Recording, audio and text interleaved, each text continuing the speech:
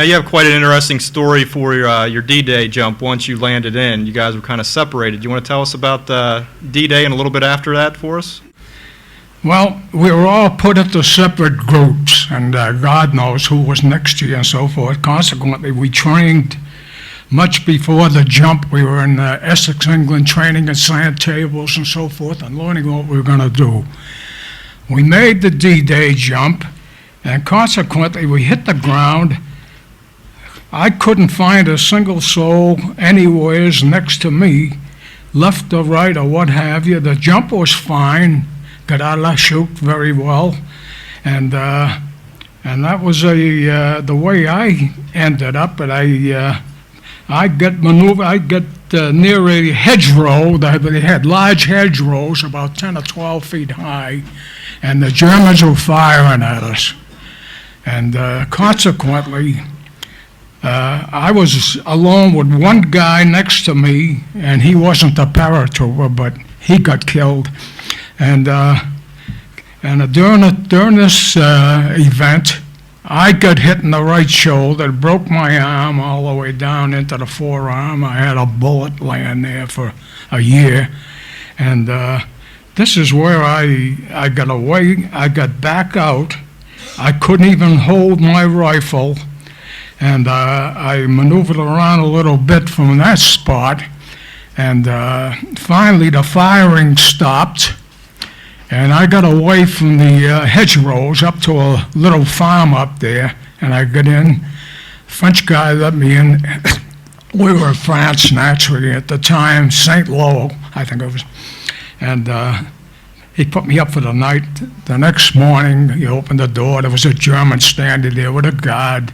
He evidently called them, you know what I mean? They were afraid of the Germans. And this is how I got captured. This is the story in this, okay? Now, you ended up in a couple different prison camps. I believe it was 3, correct, Mr. Cohn? I was in 3 prison camps, right. I was in Stalag A, Limburg, 4B, Mühlberg. I was in another camp called Kastrina on the Oder River, which was located on the Polish Oder River. Now, consequently, they kept me in this camp about 2.5 months. They didn't keep a prisoner in there too long because the guards they weren't all Germans. There were people from different nationalities, and the Germans had control of their families, and if they wanted to be left alive, they had to be guards. And so they didn't want the prisoners to talk to the guards for too long, and get too close. So consequently, they only kept us there about 2.5 months.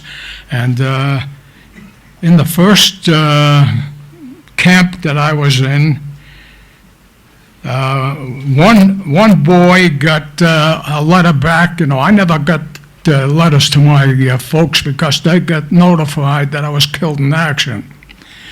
And this fella got a letter from his folks, and it was a military family, all majors and colonels and generals. I don't know what it was, but this. And they said to him in the letter, "We are disengaging you from our family. We are so discouraged that you got captured that's it." That kid hung himself that night in the galley, right up there in the same stalag. Consequently, this is what the main thing was in the first stalag. In the second stalag, they put us in the box cars and they move you along 100 miles or how much, I don't know, and we got into another camp, and there was a lot of maneuvering down there in the second camp, and I got to, in the meantime, there were 3 fellows that from the 82nd Airborne that were captured along with me, and they were my buddies all the way through, and they came from the 503 and the 82nd Airborne. So we got very close anyway. At least I had somebody to communicate with, and we all made up, and of course the food was tough, and that's it on there.